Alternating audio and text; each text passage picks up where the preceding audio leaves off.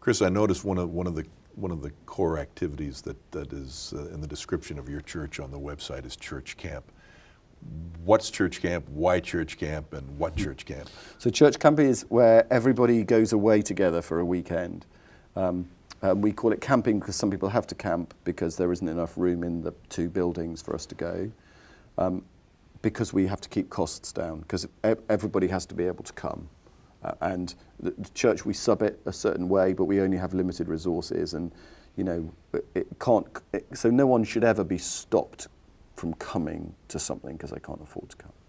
So this is where everybody in the community, adults, children, young people are invited, and we all go away together. And we do the things that like you can imagine we do. We have times all together, praising and worshipping, playing and doing art and crafts, and we have times where there are people hear from each other, where we learn how to make kites, where we hear about what it is to be a vet and serve Jesus, and work for Google and serve Jesus, and be a pediatric oncologist and serve Jesus, and be someone who is a single mum and serve Jesus. So it's a time really for this building of relationships.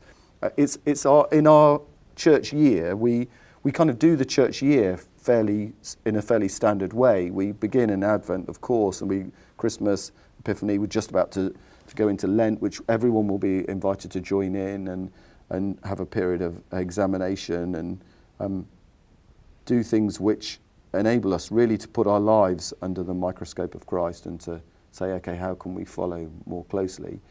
And so we do feasting and fasting, and we do rhythms of the year. We do Sunday by Sunday, and then we do high points as well. And church camp is a wonderful high point for everybody who gather together and experience life as it could be for us, actually. It's the time that when I say to people at St. Laurence, okay, when have you seen what you think we're really about?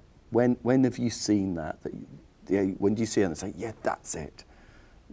Most people say church camp. That's when we saw it.